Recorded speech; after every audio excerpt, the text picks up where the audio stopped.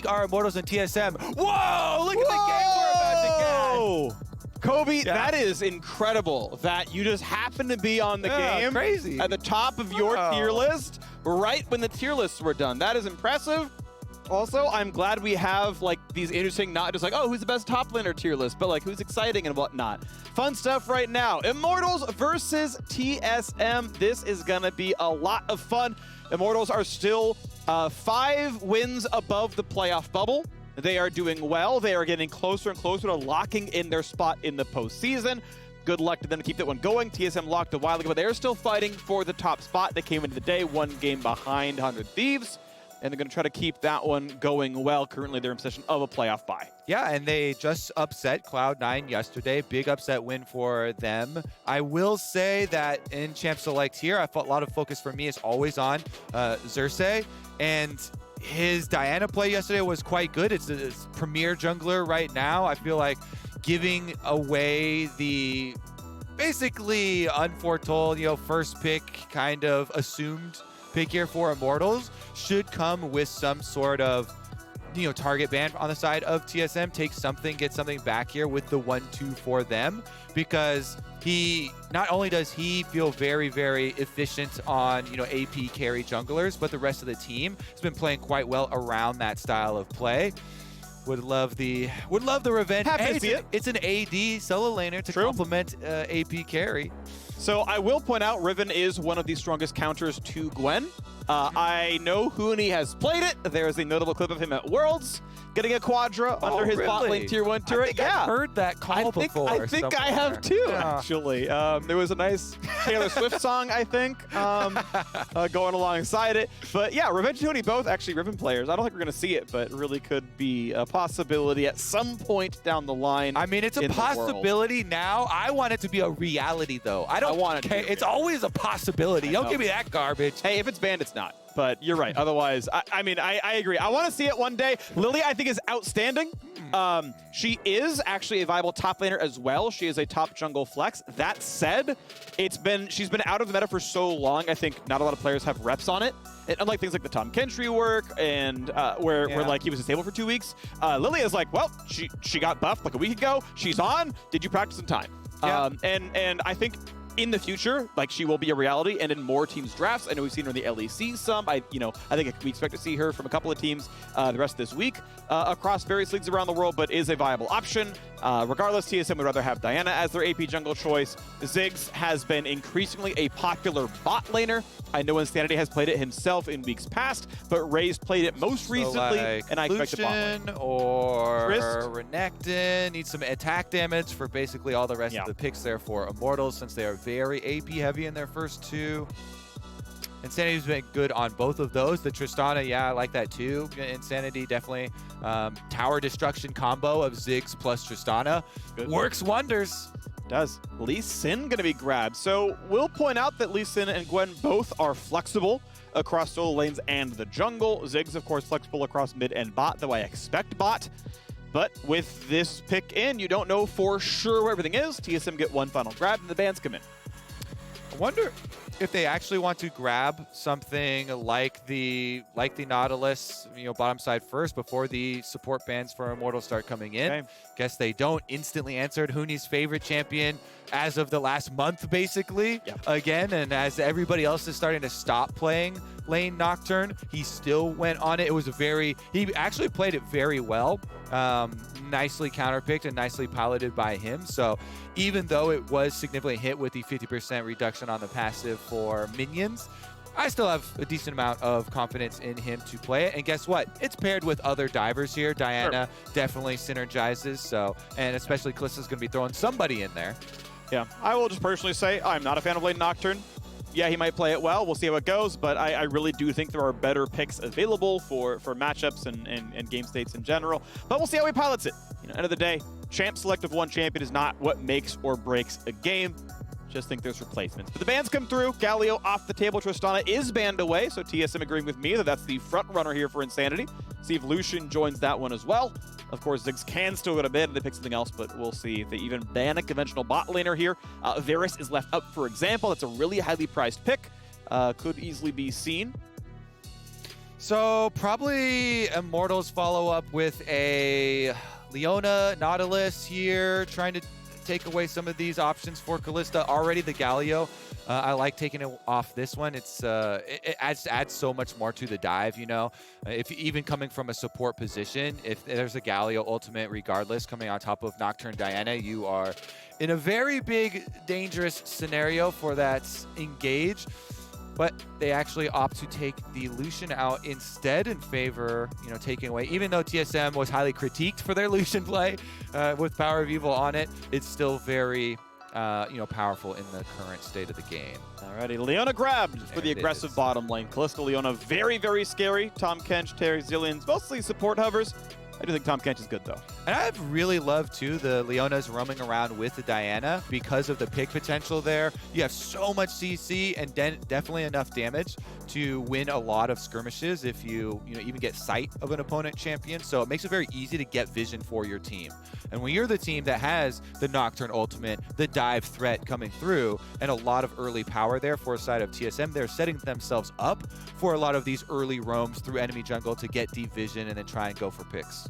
All right, final draft. Where are the champions moving? We've still got uncertainty in the lanes right now. Which one's it going to be? Because right now, Ziggs is in a super position. He's in mid and bot at the same time. And Ziggs Alistar is a very weak lane. That is definitely going to be a point of pressure for TSM pushing on it if they do commit to have the Ziggs in the bottom side. Kayn jungle. Get the Kayn in here. So they do rotate the Lee Sin off to a solo lane. I have seen some Kayn in decently high ELO solo queue matches played in solo lane, but it's very memey to me. I think it's much better situated in the jungle. We just had a Cadian yesterday popping off. I actually met up with him after yesterday in the evening, and he was talking about how he will always go red build as far as items, Gore Drinker and Conqueror, and then decide in the game which one he's going to go. I basically always will decide whichever one I get first. Right, okay. But he said there's still some scenarios where he's actually willing to delay for, like red orb conversion if it's better, or blue orb if you want to do that. To me, it's just always so painful, especially for solo queue, to have to wait that extra time. Yep. My understanding, I know Captain Flowers called it the Blueser build. My understanding, Kayn players often call it the purple build. Because it's the blue build with the red items. I like Blueser better. It rolls off the tongue better. Oh, I heard purple first, so I'm just locked in. I refuse to change my ways. The sun still revolves around the Earth, as far as I'm concerned. And it may or may not be flat. It's not, by the way. Oh, we are getting into some yikes stories here. We're moving on. It's fine. We've got our draft done. There's enough misinformation in the world already. That's true. That's true. For example, TSM are a good League of Legends team. So are Immortals, and let's get ourselves into the game. I think this is going to be exciting. I'm glad we've got name synergy as well. The man's on Ziggs. His name is Raze. What is he going to do but destroy turrets? Yeah, I know. You're welcome for that one, Kobe. This Tristana is good as well. It's always good to see it. I mean, imagine if Uzi wasn't an AD carry player. He's like a tank only. Like, what a waste of that screen that would be, Yeah, truly. I mean, he did say he was a fan of the nomenclature. So let's get right into it, though. TSM versus Immortals, two most exciting teams in the league, and Sword Art is going to take the vow. Yep, not surprised here. Gets his Spalders and is on the way out. And we get to see what these lanes are going to turn into. Lee Sin in the mid, Gwen in the top. Not a surprise here, as we'll see Huni again reprise his role on Nocturne. Now, of note, it is Ignite TP, really going for the dueling, but there are no innate escapes on Nocturne. You can queue for move speed. It's not horrible. But outside of a spell shield, you don't have a lot, and there's not, a lot of easy spell shield targets in this lane, so could easily be attacked. See if it happens. Meanwhile, the mid lane, the last pick there with the Ahri. I have not been a fan of Ahri for a very long time. You really need to make use of your pick potential, I feel like, with this champion. Oh, PoE has piloted it quite well in the past, but, maybe we see some good value, too, out of the Charm interrupting dash. Lee Sin can be decently well telegraphed when going for ward hops. Maybe you put a combo breaker in there and try and mess up Insanity when he's going for a possible big kick flash or something. But general idea, especially since you're layering AP with your jungler there for the mid lane, is going to be a little bit diminished value. We'll see if TSM and Power of Evil can pull it off. I'm always very skeptical of it when it makes its way into pro play, but ready to see it succeed. Yes, looks like Raze might be on some future market tech as the mana crystals start here, and then he can TP back in after 5 waves with perfect CS, be in Lost Chapter, and lock his opponent in the lane with no way out without dropping an entire wave. And hey, by the way, if you got some weekend errands to run and don't want to miss any of the action, we've got some audio-only casts as well on League Day. So check those out, leagueday.live, if you would rather have it be tailored to that experience. Otherwise, stick with us, because we're going to do our best job here as well. Now early fights going on the bot side as Sword Art goes in for a bit of damage. Destiny, of course, not really a champion on a level 1 Alistar. Such is life. Does have Aftershock, so is not easily attacked here. But they're going to have to give the wave for a little bit. Thankfully, Ziggs can farm from about 1400 range. Just lob the cube, bounce it well. Pretty easy to get the last hits if you need it. You shouldn't drop too much farm overall, as now we have Insanity trying to farm at a turret, doing pretty well. Should be about equal. A little bit behind Power Veal, but not too horrible. Yeah, I think Spica too, just continue up on his full clear route there on Diana. He's got lanes that all have a lot of early control, and since you're versus Kayn early on before transforming, you actually have a lot of priority there to work with. So full clear, get your vision up on top side for Huni, because Huni likes to go aggro. He uses the Ignite in the first exchange here with Revenge, so Ignite difference will come up for the rest of this cooldown here. Revenge holds on to his, just chugs his potion and tries to sustain. Well, both jungles going to be crossing paths topside right now. The aggressive ward means he knows where Xerxes is. Smite is available. Gets level 4 though, and that heal is actually massive. Now Spica cannot win that fight. If he was able to be there like a second earlier, maybe it was a Smite fight, maybe it looks different. Yeah. But now Xerxes can be battling, and now on the bottom side, as Sword Art runs around, that is a great combo into the satchel backwards. Good damage on a Lost. Yeah, meanwhile, the crab still goes over to Spica, because yes, the smite is really big. You know, you get your Gromp heal plus your smite heal off of it, and Xerxes is going to be able to transition down towards bottom side of the map, but that meant that Xerxes was the only one left with a smite for top crab, so able to secure the vision there. Insanity working with Xerxes to make sure doesn't fall behind at all. Bottom one picked up no problem. Sometimes before transforming, it's really annoying for Kayn to take down crabs without a smite, because you don't have anything to get through the shield, so every little bit of help definitely counts. Love that. Honor for the mid laner this time around, Freak. Yep. Thank you for the assistance. Top, helping with the top crab, mid helping with the bottom crab. Well done. I think decent bot pressure as well meant there was not going to be anything too scary happening. Ray's low on mana, but as he's gone through his roughly 5th wave right now, should be a pretty easy recall for a Lost Chapter. If he needs that one to happen, they finish up the waves, and we are seeing the recalls in the mini-map as Huni and Revenge keep battling. Spell should a decent amount of it. Fear comes in, but now trading back in is Revenge. Keep in mind the Ignite difference can certainly be relevant, and we've got Reinforcements Revenge. Days are about to be numbered. Time to dash away. Do you even live through this one? I don't know how he's going to get away from this. No. It's going to be tough. Going to go in for damage. One. Yeah, this day is going to be about 35 seconds long. First blood comes in for Huni in the top lane. And he's immediately going to all chat support difference. Oh, what a roam from Sword Art. Really big there, though. This is something you see a lot, too, if you watch Sword Art stream. He's always going for the early roams up towards top side. Big play there. Get the early kill. Huni on what is his new signature pick, the Nocturne, does get to cash in, gets to push the wave through. Turret plate achieved on bottom side and top side. As a result of those waves, you know, Ziggs right up to the turret there too for Raze, at least gets to chunk that one down. While Sword Art is away, Ziggs gets to play. All right, not bad. CS difference going to be 2 in the bottom lane, 1 plate to 0. I know. But again, we're on Lost Chapter. Every level up you get, I believe, 30% of your maximum mana. And that is like almost 100 and, well, no, it's going to be like 230 mana or so, as he's already got 800 max. So that's going to feel really good. Can definitely do a lot of pushing as the 2-on-2s meet again. Raze gets the mana pool, and that's going to be, you know, 3 or 4 more Q spams. And the double wards in the side lanes, too, for Immortals that are now expiring, giving them a lot of that priority there for Destiny to move up into the brush, threaten loss further off that minion wave with the burst combination available, and the possibility of Xerxes coming through. Top side currently for him, though, as PoE and Spica trying to link up. This Ahri is now level 6. We are throwing a little bit of doubt towards the Ari early on, but now with level 6, let's see it. He's invested in the Dark Seal, so wants to stack up on some of these takedowns, start to snowball here, affect those side lanes. You've got dive possibilities bottom side with so much CC with the Kalista plus Leona. Your Nocturne is level 6 as well, so you can go for the aggressive jungle moves. Big damage. Sean's going to land flash, just dodging away from the Zenith Blade. Sword Art could not quite connect it. Insanity gets away with his life. Flash for flash against the support. Sword Art constantly on the move. I love when you have supports do this with a bottom lane that could have a lot of aggressive tendencies. He's using these windows to go affect the other lane. So top lane success there. He roams up top, gets the kill for Huni. Now Huni might be under attack though. Go, flashless Nocturne. Is he the target? Ult's coming across. Pops guilty for some vision denial, but it will not change a thing. That's a 2-minute cooldown gone for nothing. And a good gank topside knocks down Huni.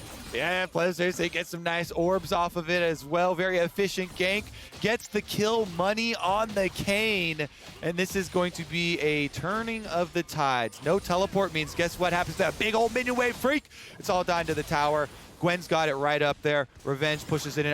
It is with a cannon, so some of it will be saved for Huni as he runs back as quickly as possible, but decent amount of denial there pushed in before he can get right back, and it's going to be a very successful story. Meanwhile, bottom side, you can see already on the mini-map, little bit of counter jungling done. The Diana was able to already escape right over the wall after taking red buff here, so no harm, no foul for him. Does cause at least some sort of payment for Xerxes for his topside focus. Alrighty, level 6 in for Kayn. Xerxes keeping the farm going as best he can, waiting for the transform once available. Speak has gotten his recalls off for a while. Actually should be sitting on a lot of money.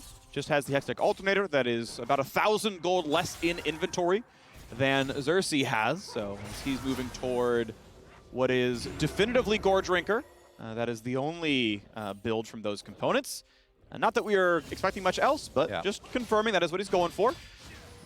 And that'll combine soon enough. We'll see which color of Kayn he goes for down the line. Instead, he knocks down the mid wave, no problems there. And PoE going to collect up the farm himself. He's sitting at about a 6 CS lead once this all goes down. Yeah, still looking for possible roam timers for that Ahri. The teleport is ready, so even though Nocturne ultimate down and the top lane teleports are synced up, the mid lane teleport difference and the all-in power of Ahri with the ulti is what I want to see for the next big play from the TSM side, trying to utilize that. So much thus far has been Sword Art affecting the solo lanes. Now they're trying to play off it here. Maybe PoE can zone them out. Xerxes has to be wary of the possible charm plays, and it's going to be a successful transition for TSM. Picking up this Rift Herald. I think the commitment there from Immortals with half a roam basically from Destiny, even walking up, is a little bit excessive, but Ziggs moved up from the bottom side anyways, gets the wave in. Nice try in the Q. Can't quite thread it on the Power of Evil. It's not going to matter. Ahri drops a caster minion, but otherwise knocks down the wave cleanly enough. Insanity now going to grab his own farm because PoE is busy doing other stuff as Speed comes by as well. Looks like top is the focus yet again. They are playing around Huni. They want the dives. Poor Gwen is down almost 20 CS.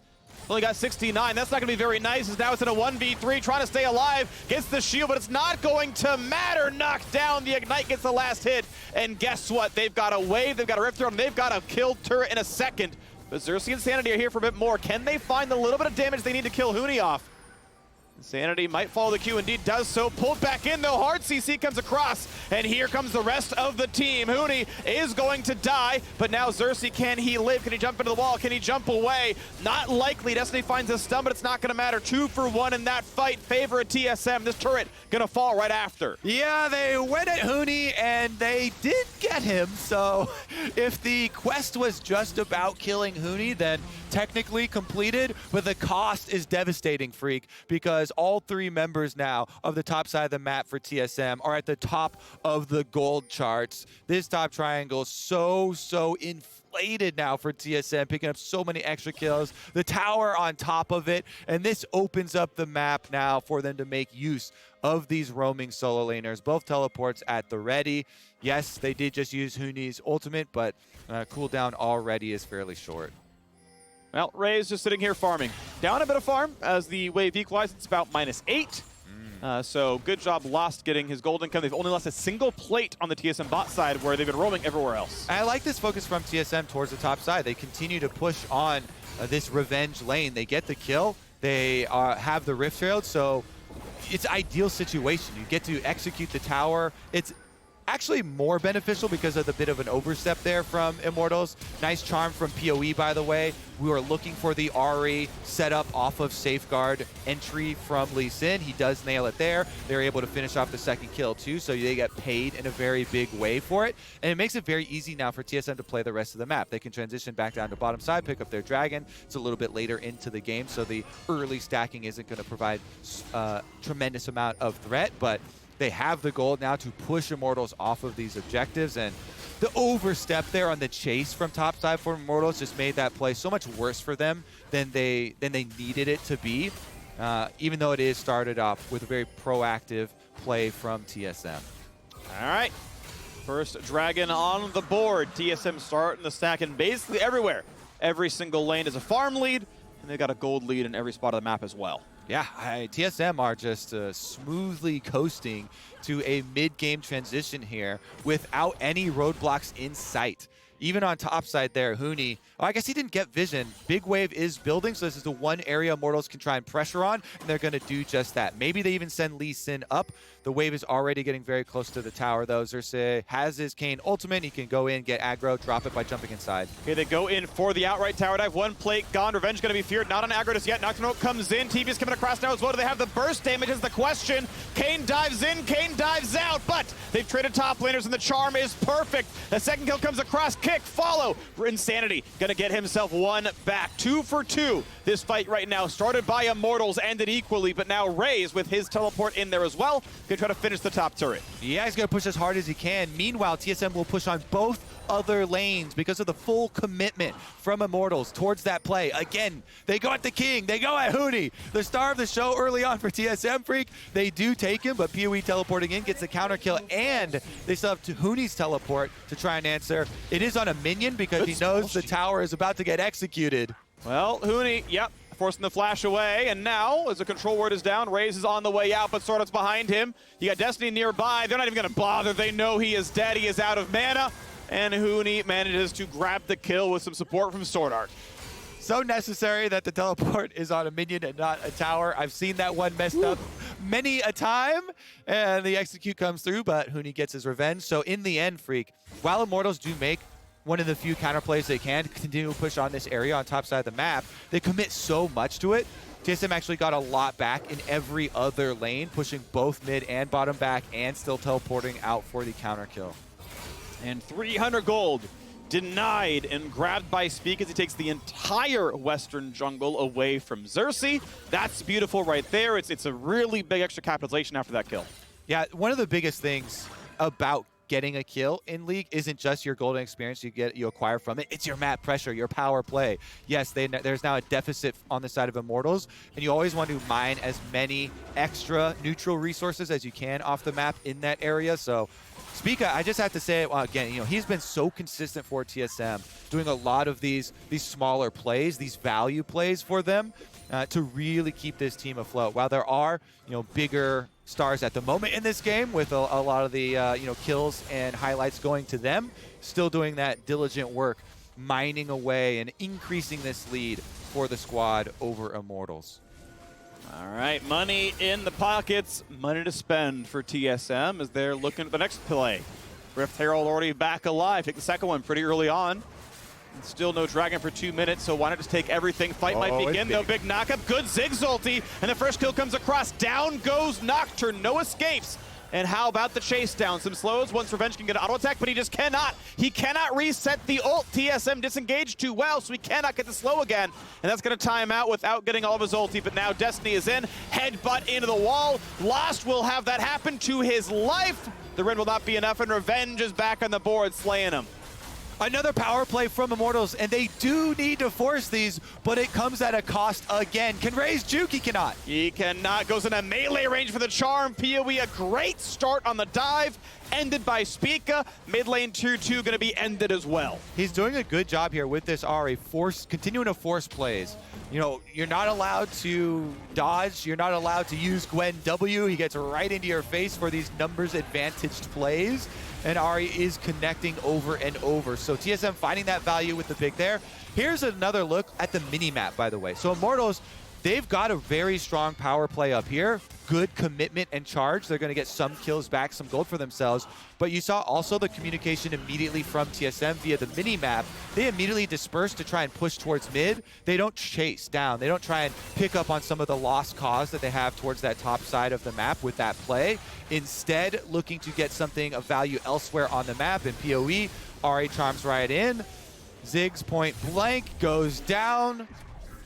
Yeah, and he was playing it safe. Like, Raze was throwing max range Qs, like chilling, and it's like, oh, I'm in double ult range, aren't I? Oh, it's too late, okay. He had used the Satch to get over the wall to play that one more safely, and okay, other quotas maybe could have been saved a bit longer, but hey, still a good play of Power of Evil. And we can see TSM have a 5,000 gold lead. Second Dragon about to be claimed as well. TSM are not letting up in this one. They certainly are not. And we talked about earlier, you know, speaking of the consistency, guess what? His name is at the top of the board again. Richest person in the game on the Diana jungle. And he's going to be able to take up the objective easily as well.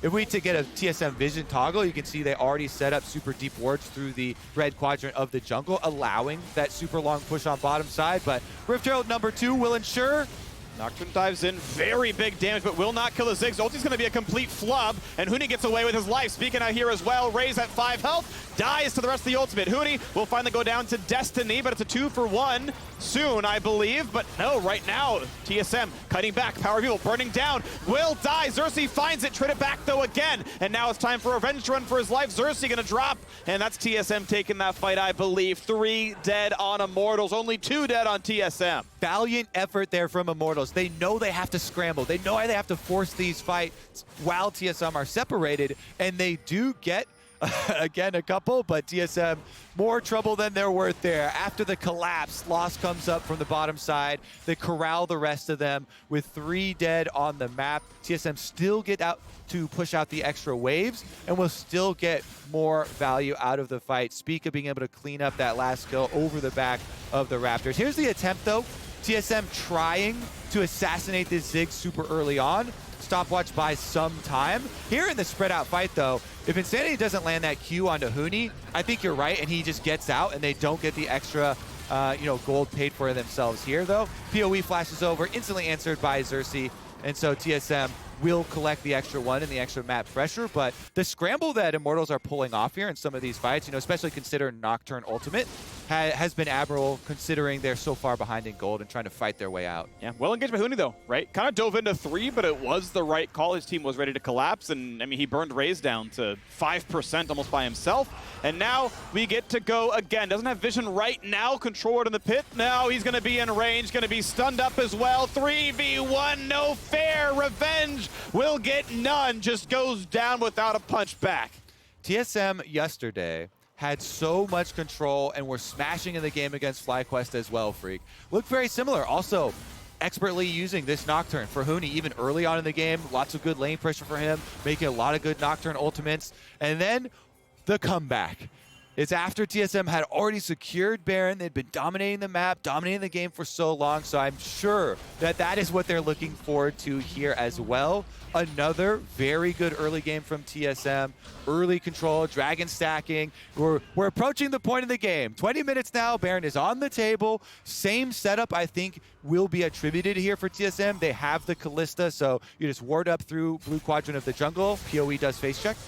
Knock up, decent damage. Charm comes after being max range, so he can't dodge it with the ulti, and he's just running away. Should have his, no, the actual E is down, but yeah, of course, can Q the wall, so they're going to get a chase down, but hey, at least burns an Ahri ultimate.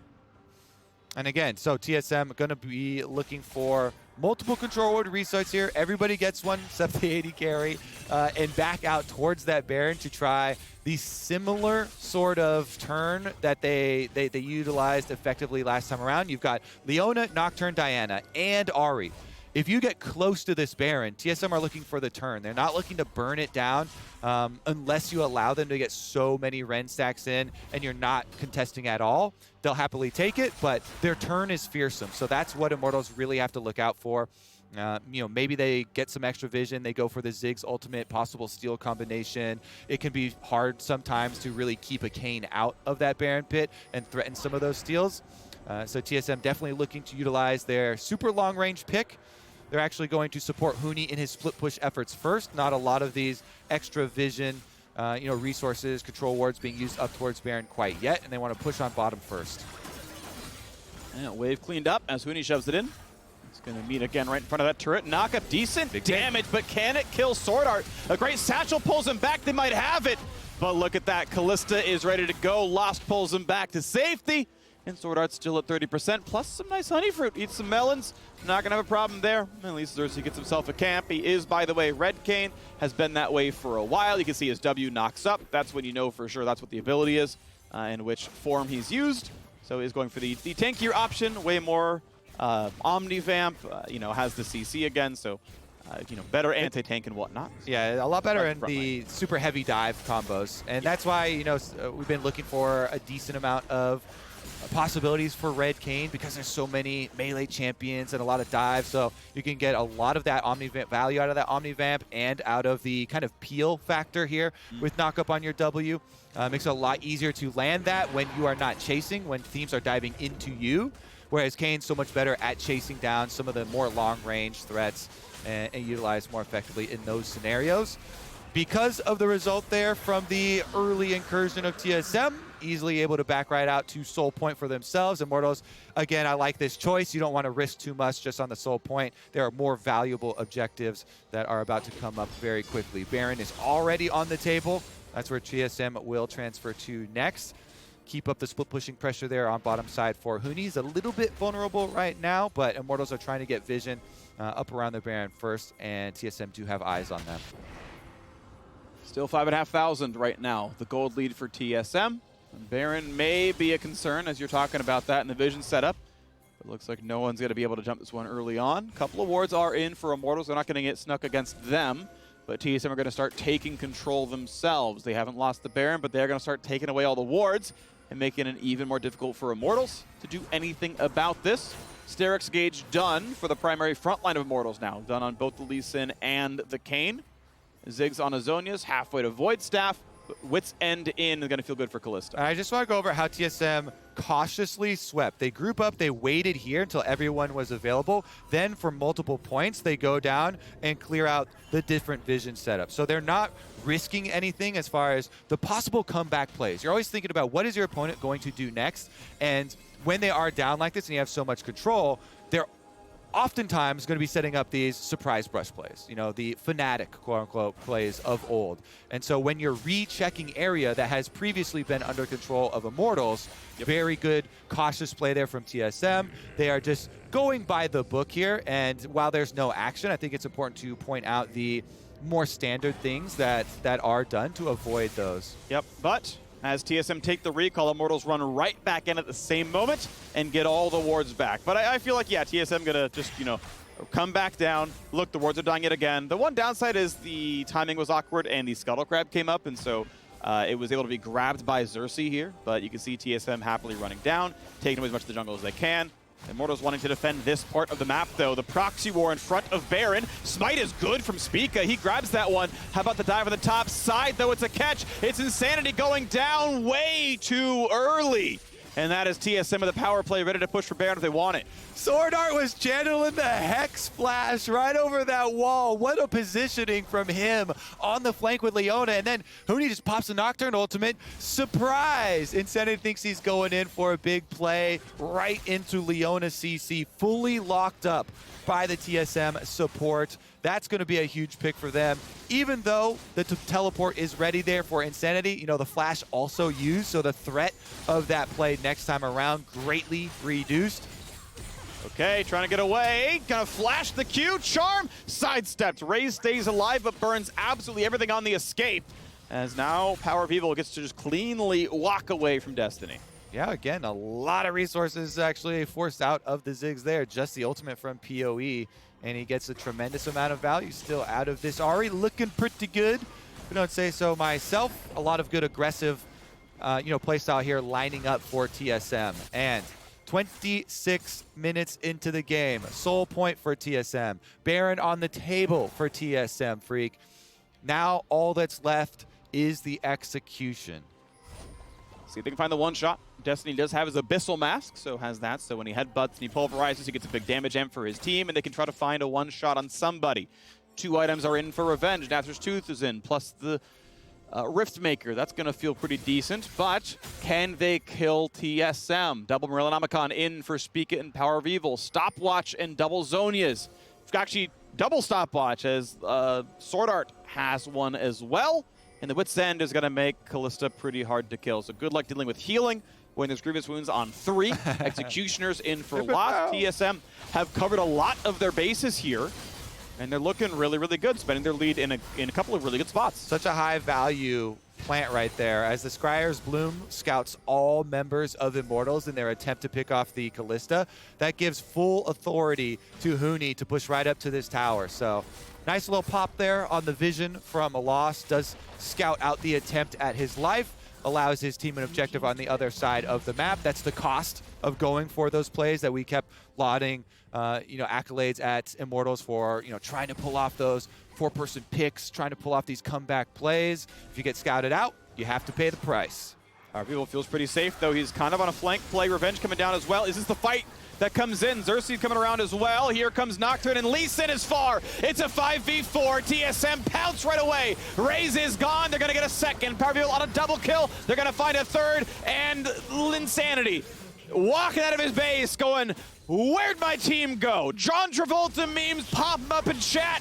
He's got no one else around him. TSM clean house. When you're late game versus a Nocturne and you have teleport, you constantly have to be ready to immediately move your camera over to teleport, because you do not have much time before the entire screen goes dark and you're locked out of teleporting. Insanity wasn't able to get off in time, but maybe he can get something done here versus PoE. It's a 1v2 though. Huni, Spell Shield's expecting the kick back. Gonna find his way out. There's Baron claimed, no problem at all. TSM can walk down. Guaranteed Dragon Soul as well. A 10,000 gold lead. They've got a Red Bull Baron power play. It's going to end the game. Yeah, you say that. Yesterday was not quite the story. We'll see this time around. I feel pretty good about your odds, though. Here's the pick. With the Nocturne Ultimate, if you don't start channeling your teleport immediately, can't join. And so, as you state, no Lee Sin available. Regardless of that, though, it still would have been an amazing engage. Like, they still would have won this team fight. Just makes it even sweeter, even better for TSM. Clean sweep. And the goose egg there for the Lee Sin unable to join. Ray's got a spell off. I'm not even sure which one, because I feel like he did more than 313 damage, but he did 316, so he did do more I'm going to than go with 313. an E or maybe a satchel charge. Yeah. And only a few of the mines were popped. Right.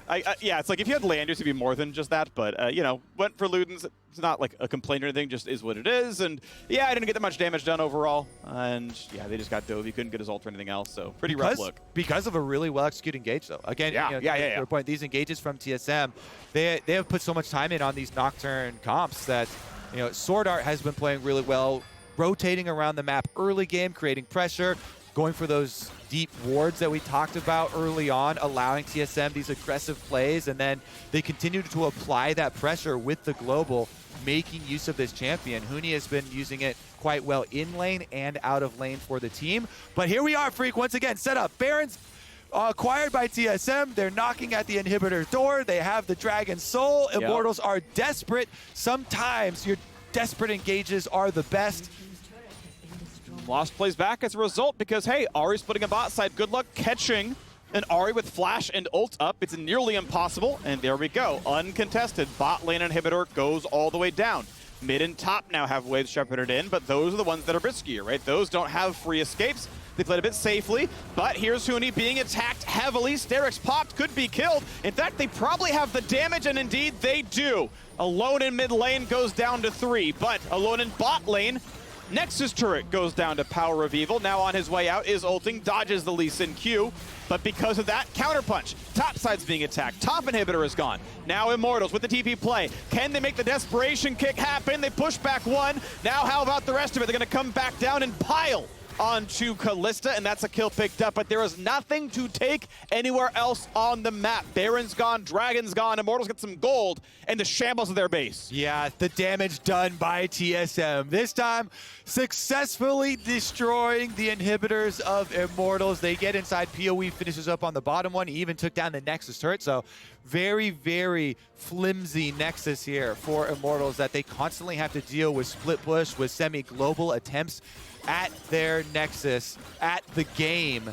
And TSM have really opened up the rest of the map now, pried this thing open. Unless Immortals get one of those dream scenario chase down fights, picking up more than a few kills, this should be TSM walking it right back to finish the job. Seems really likely. You've got plenty of time till the big neutrals come up, 2.5 minutes in both cases. So, okay, clean out the jungle, grab a red buff, push towards level 18. That'll feel good for Spica. It's got some time to go still, but you just finish off mid lane and then into the Nexus you go. Only a single Nexus turret means there's really no bastion of defense for Immortals. Turrets individually probably don't, you know, stop a 10,000 gold lead. You can kind of take almost any fight. Yeah. So we'll see when they dive in. All right, Huni's actually doing their own Krugs right now. Not moving up with the super minions, so maybe Immortals can actually jump out and try and get some early damage done, because it's going to close in on all sides very quickly. To your point about there not being neutral objectives for TSM to draw Immortals out on the map, they can just go straight in to the base here.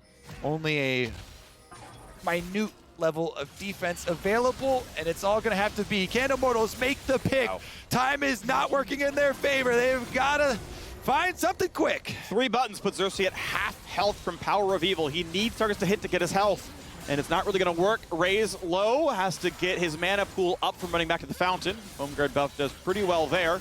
And now it is chain wave clear. It is throwing out spells of the waves to stay alive. The flash play, but Huni spell shields it, puts the ulti down. Ziggs bomb is going to miss entirely. Raze has had some pretty poor accuracy, I got to say, in this game. And getting away from the charm at the very least, but the Nexus turrets are still under fire, taking the damage. When does TSM walk in for it? TP now back in for Huni. He recalled for help. They're going to try yet again. Sword Art split off to the side, but he's very tanky, not an easy target, plus with the Kalista on his team. Yes, sir. TSM have done it. All 3 inhibitors down, so the supers will flood in. They're all double stack super minion waves. All TSM have to do is sit around and wait for the reinforcements. The army will continually renew itself, and they just apply pressure to Immortals here. The last turret available on the entire map for Immortals to try and defend around. Magi's and a blue elixir to end it. Power of Evil takes his final recall and a TP in. Objectives are up in 30. If somehow Immortals win this fight huge, they can get Baron and Elder. Nice flash from Lost. Gets away from Lee Sin. Charm comes in. GA is available, but it's a lot of damage. Now in comes Nocturne. Ult comes through for Xerxes. Diana comes across as well. No one's dead just yet. Sword Art is low. Raze alive. A little bit of mana. Finds a single kill. But the minions have arrived. The Nexus turrets are dying, and the mana pool is low. TSM retreat with a single casualty, and Immortals farm the gold inside their base. Especially an aptly named team like the Immortals here. You gotta be a little bit worried if you drop kills inside the base, and so TSM immediately call a stop to it. They transition over to Baron. Just him in the base, not even having to ult or flash, just, I don't know if he charmed over the wall or what, but a great pick. No Zen steal available. Health bar is getting a bit low, but you can see Immortals are in their base. Not going to be a problem. Insanity, oh, that charm was good.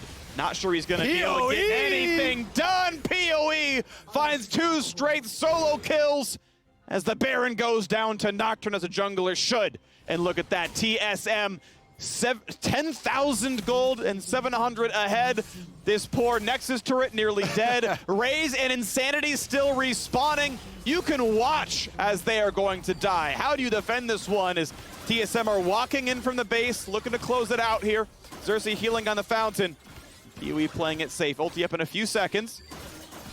And then he'll be able to get a bit more done as Blast pushes in. Okay, Tristan, you've converted me. I'm an Ari believer now. Big plays from him. Good charm, good damage. Destiny down to 1/3, and here comes the final push. Still waiting on Insanity at 13 seconds. The dive in for Nocturne. They found the rest. He's fleeing, and he is gone. Raze has been destroyed, and his base will be the same. Nexus falls. TSM slaughters Immortals.